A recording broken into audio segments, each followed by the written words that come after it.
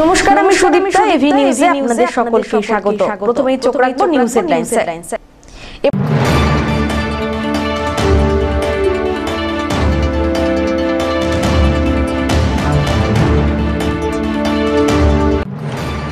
দুয়ারে লোকসভা নির্বাচন, একের পর এক মনোনয়নপত্র পেশ। বাম থেকে তৃণমূলের গান গেয়ে মন জয় করলেন নির্মল চন্দ্র রায়।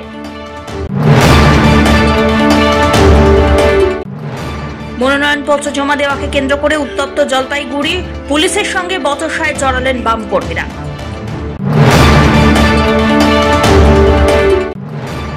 জমে উঠেছে হোলির বাজার, ড্রোন পিচকারি কেড়েছে নজর, ক্রেতাদের চাহিদা তুঙ্গে।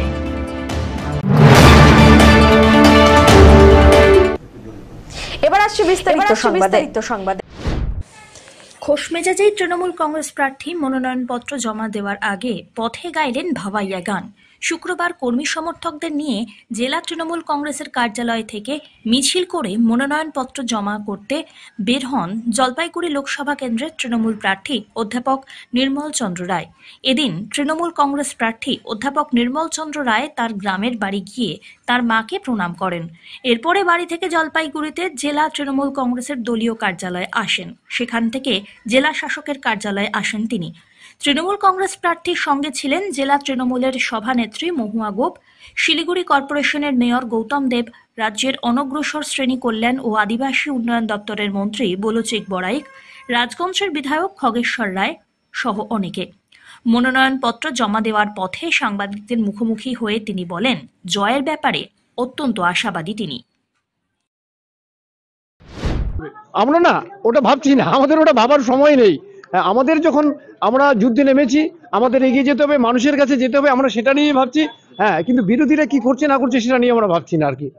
সেটা তাদের, আমরা তো আশাবাদী, সবসময় আশাবাদী, আমরা 100%-এর বেশি আশাবাদী। বলবেন কি গান, আপনি তো গান শোনাচ্ছেন। হ্যাঁ, এটা মাহমুদ বন্ধুর গান। আমাদের উত্তরবঙ্গের আমাদের রাজবংশী যে জনগোষ্ঠী আছে, এটা সবচেয়ে বড় আমাদের এটা প্রিয় গান, আমাদের মাটির গান। এটা প্রতিমা বড়ুয়া গেয়েছেন, এটা আমরাও গাই, সবাই গায়। দু লাইন যদি গান আমি তো শোনালাম আর কি। আরে গেইলে কি আসিবেন ও মোর মাহুত বন্ধু রে, আরে গেইলে কি আসিবেন ও মোর মাহুত বন্ধু রে। গানের মধ্যে দিয়ে কি বলবেন যারা ভোটারদের? হ্যাঁ, না আমরা এটা বলতে চাচ্ছি গানের মধ্য দিয়ে আর কি। মাহুত বন্ধু মানে প্রশ্ন করছে তো যে গেলে কি আর আসবে কিনা। হ্যাঁ, তা আমি বলছি যে আমি আসবো, অন্য মাহুত বন্ধু না আসলেও আমি আসবো।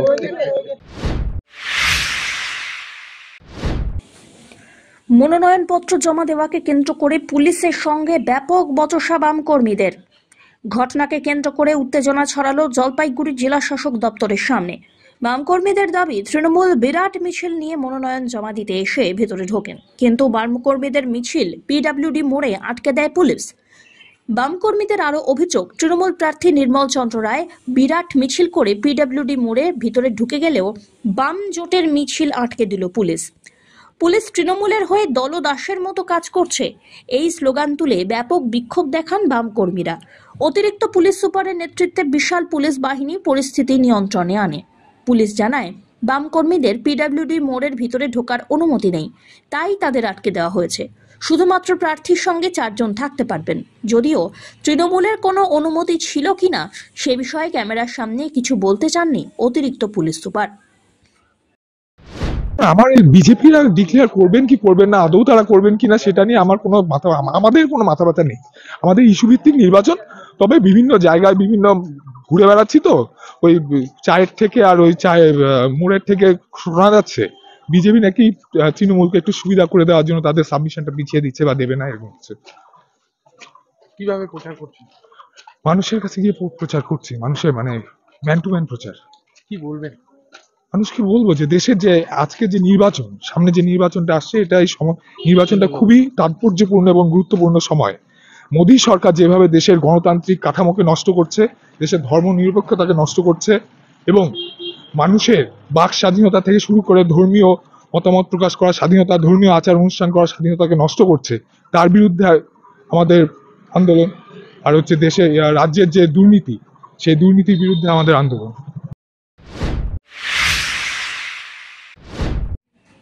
আসন্ন লোকসভা নির্বাচনকে ঘিরে চলছে জমজমাট প্রচার।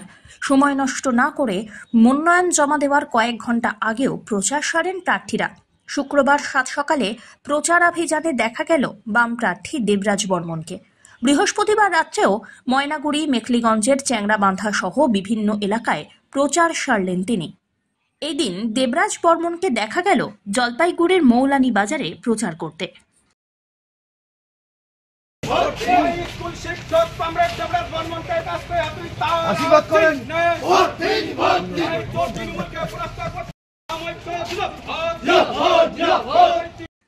অমিত বণিকের রিপোর্ট, এভি নিউজ।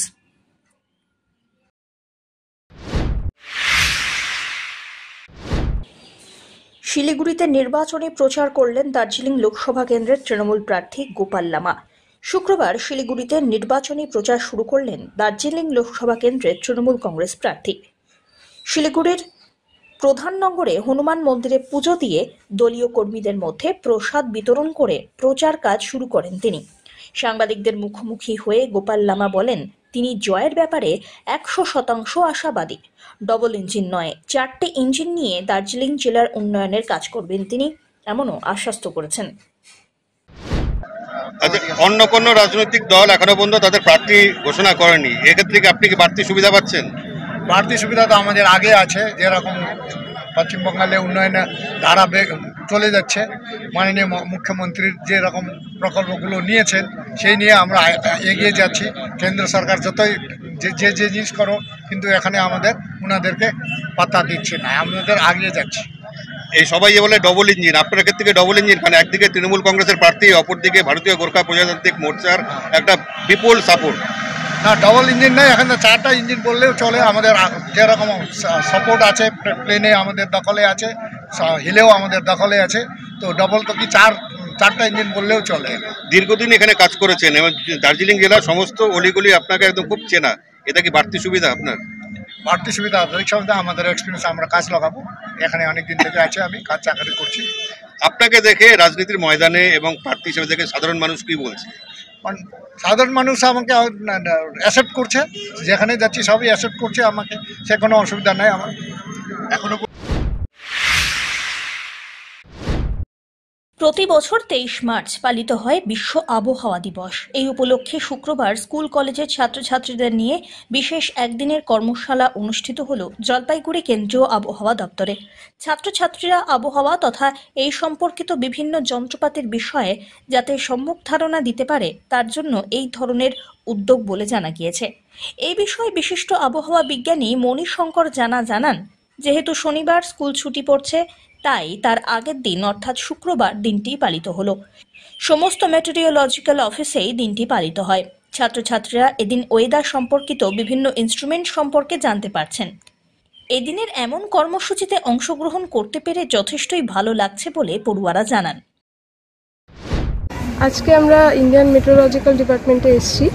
এখানে বিভিন্ন আমরা যন্ত্রপাতি দেখতে পাচ্ছি, যেমন কি সিসমোগ্রাফ, রেইন গজ, তারপরে আরও বিভিন্ন যন্ত্রপাতি আছে, যেগুলো সিসমোগ্রাফ যেমন আমরা ভূমিকম্পের বিষয়ে অনেক কিছু জানতে পারলাম, যে কি করে কোথা দিয়ে কি হচ্ছে, আর রেইন গজের সাহায্যে কি করে বৃষ্টিপাত মাপা হচ্ছে। তো এইসব আমরা অনেক কিছু জানতে পারলাম। এছাড়াও হাইড্রোগ্রাফ দেখতে পেয়েছি আমরা। তো এইগুলো কেমন লাগছে এই প্রাথমিক যে একটা জ্ঞান, কি বলবো? হ্যাঁ, খুবই ভালো লাগছে দেখে, প্র্যাকটিক্যালি দেখে জিনিসগুলো ভালো লাগছে।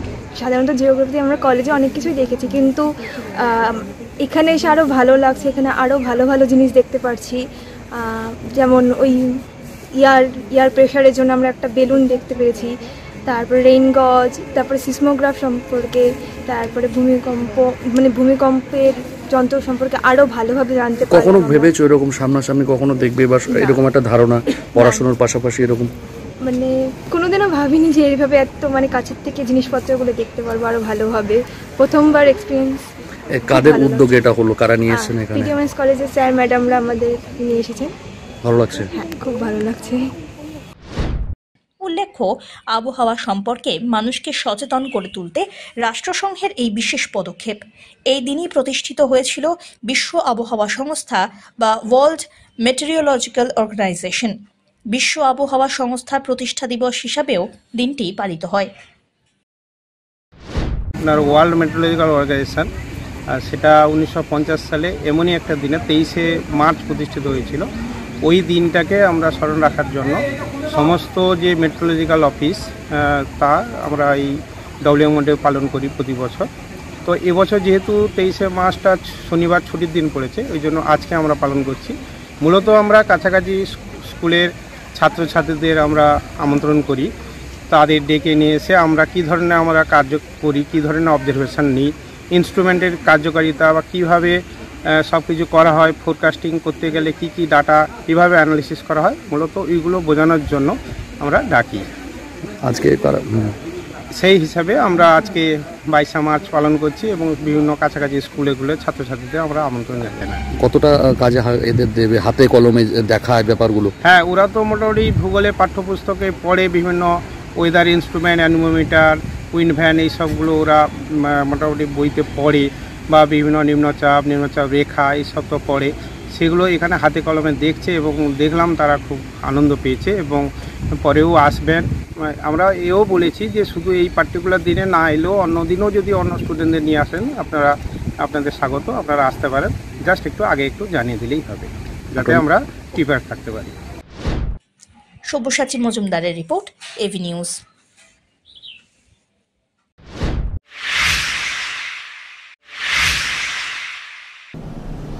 নিয়ে নিচ্ছে ছোট্ট একটি বিরতি, ফিরে আসছি বিরতির পর, সঙ্গে থাকুন। পশ্চিমবঙ্গ সরকার যুব কল্যাণ বিভাগের যৌথ উদ্যোগে আয়োজিত শতাধিক যুব কম্পিউটার প্রশিক্ষণ কেন্দ্রগুলির মধ্যে জলপাইগুড়ির সদর যুব কম্পিউটার প্রশিক্ষণ কেন্দ্র একটি। এখানে যুব কল্যাণ বিভাগের নির্ধারিত বিভিন্ন কোর্স রয়েছে, যেমন সিআইটিএ, ডিআইটিএ, সিএফএস, ডিএফএস, অটোক্যাড ইত্যাদি। মাধ্যমিক ও উচ্চ মাধ্যমিক পরীক্ষার্থীরা আবেদনযোগ্য। এখানে একজনকে একটি কম্পিউটারের সাহায্যে অভিজ্ঞ শিক্ষক দ্বারা প্রশিক্ষণ দেওয়া হয়। তাই দেরি না করে নিজের ভবিষ্যৎকে স্বনির্ভর করতে যোগাযোগ করুন শিল্প সমিতি পাড়া, নিয়ার বেগুনটারি, সুহৃদ লেন যুব কম্পিউটার প্রশিক্ষণ কেন্দ্রে। আরও বিস্তারিত জানতে দেখুন গভর্নমেন্ট ওয়েবসাইট www.wpyouthservice.government.in। আধার কার্ড করাতে ভিড় জলপাইগুড়িতে। জলপাইগুড়ির বড় ডাকঘরে 3 মাস অন্তর আধার কার্ড সংশোধন বা নতুন আধার কার্ড করার জন্য একটি কুপন দেওয়া হয়। সেই কুপন সংগ্রহ করতেই ভোর রাত থেকে মানুষের ভিড় লেগে রয়েছে। জলপাইগুড়ি জেলায় বিভিন্ন জায়গা থেকে অনেক মানুষই বড় ডাকঘর মোড়ে ভিড় করছেন। কেউ কেউ ভোর রাত্রি থেকেই দাঁড়িয়ে আধার কার্ডের কুপন সংগ্রহ করার জন্য আসছেন। সংশোধন বা নতুন আধার কার্ডের জন্য ছোটদের আধার কার্ড করার একটি কুপন দেওয়া হয়। সেজন্যই অনেক মানুষ সেই কুপন সংগ্রহ করার জন্য ভিড় করেন। জলপাইগুড়িতে একমাত্র বড় ডাকঘরেই এই আধার কার্ডের কুপন পাওয়া যায়। সাধারণ গ্রাহকদের দাবি, হয়তো আধার কার্ড কুপন সেন্টার বেশি হলে ভিড় অনেকটাই কমবে।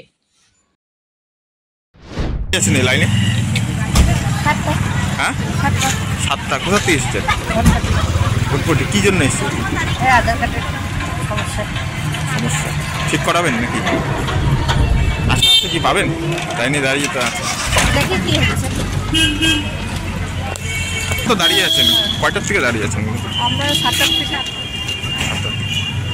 আসলে এটা খুব একটা ব্যবস্থাটা এত দাঁড়ানো, ভালো ব্যবস্থার মধ্যে ভালো হয়। অন্য ধরনের ব্যবস্থা হলে ভালো। আধার পয়েন্টগুলো বাড়ানো হয়। হ্যাঁ, বাড়ানো হোক। কিন্তু সবারই সমস্যা, সবাই তো কাজকর্ম ফেলে দিয়ে বা এই ঘন্টার পর ঘন্টা লাইনে দাঁড়ানো, আমাদেরও তো হ্যারাসমেন্ট একটা। আবার যদি সংস্থা কটা বাড়ানো হয় বা পয়েন্টগুলো বাড়ানো হয়, তাহলে সবার প্রত্যেকটা লোকেরই সুবিধা হয়। কোথা থেকে এসেছিল আপনার? ময়নাগুড়ি থেকে। আশা আছে পাবেন? জানি, এখন সে তো বিশাল লাইন, এখন দেখা যাক কি হয়। অমিত বণিকের রিপোর্ট, এভি নিউজ।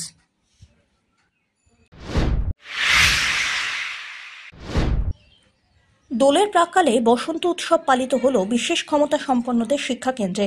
শুক্রবার বিভিন্ন অনুষ্ঠানের মধ্যে দিয়ে স্কুলের কচি কাঁচাদের নিয়ে প্রাক বসন্ত উৎসব পালিত হয়। বিদ্যালয় শিক্ষক শিক্ষিকাদের উদ্যোগে রঙের উৎসবে মেতে ওঠেন বিশেষ চাহিদা সম্পন্নরা। প্রতিবন্ধী শিশুদের বিশেষ শিক্ষা কেন্দ্রের প্রিন্সিপাল স্বাতী মিত্র মজুমদার জানান, প্রতি বছরের মতো এবারেও বসন্ত উৎসবের আয়োজন হয়েছে। বিশেষ চাহিদা সম্পন্ন শিশুদের বসন্ত উৎসবের উপলব্ধি করার পাশাপাশি অভিভাবক অভিভাবিকাদের সবাইকে সামিল করার উদ্দেশ্যেই এই ধরনের অনুষ্ঠানের আয়োজন বলে তিনি জানান। বাচ্চাদের এর মধ্যে সামিল করা, প্রতি বছরই আমরা এটা করে থাকি বসন্ত উৎসব। যেহেতু দোলের দিন আসা অসুবিধা এই সমস্ত বাচ্চাদের স্কুলে, সেই জন্য এদেরকে এই যে একটা উৎসব, এটার একটা উপলব্ধি দান করা এবং এর মধ্যে সবাইকে, সব ধরনের বাচ্চাকে সামিল করার উদ্দেশ্যেই আমাদের আজকের এই প্রোগ্রামটা আমরা করছি। অনুষ্ঠানে কি কি রাখছি? অনুষ্ঠানে এরা নাচ করবে, গান করবে, আবৃত্তি করবে এবং যে যা পারে, সবার এটা আনন্দ উৎসব, সবাই, এমনকি আমরা গার্জিয়ানদের এর মধ্যে সামিল করি যে তারা তাদের ভেতরের যে ইচ্ছাটা সেটাকে এখানে মানে এখানে প্রকাশ করার একটা জায়গা পায়। কারণ এরা এই ধরনের গার্জিয়ানরা সাধারণত এই সমস্ত অনুষ্ঠানে অংশগ্রহণ করতেও পারে না, নিজেদের পার্টিসিপেশনটাও ওরা ঠিক মতো করতে পারে না। শিশু এখানে আজকে আপাতত 60টা মতন বাচ্চা এসছে, আরো কিছু আসবে। সব্যসাচী মজুমদারের রিপোর্ট, এভি নিউজ।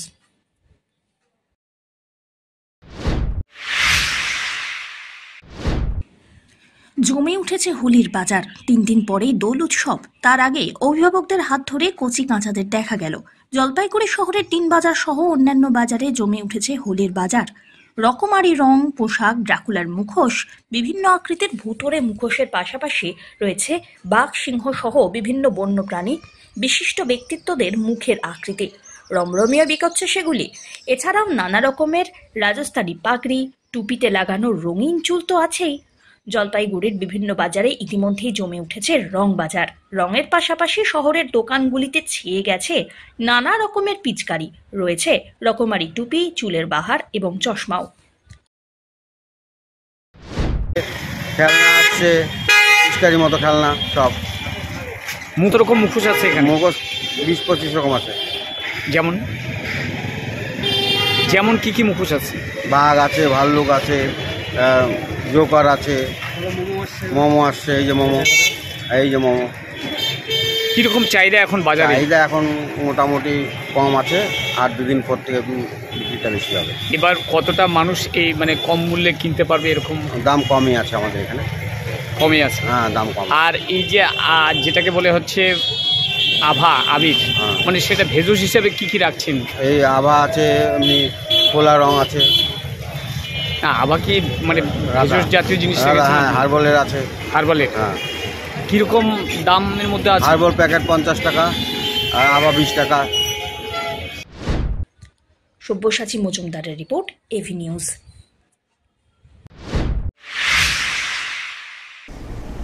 শেষ করবার আগে নিউজ হেডলাইন্স আরো একবার।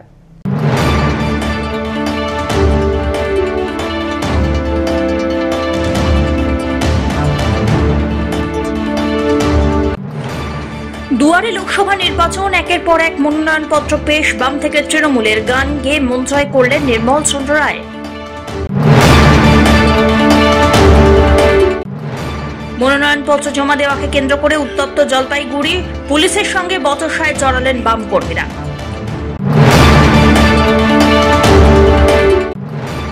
জমে উঠেছে হোলির বাজার। ড্রোন পিচকারি কেড়েছে নজর, ক্রেতাদের চাহিদা তুঙ্গে।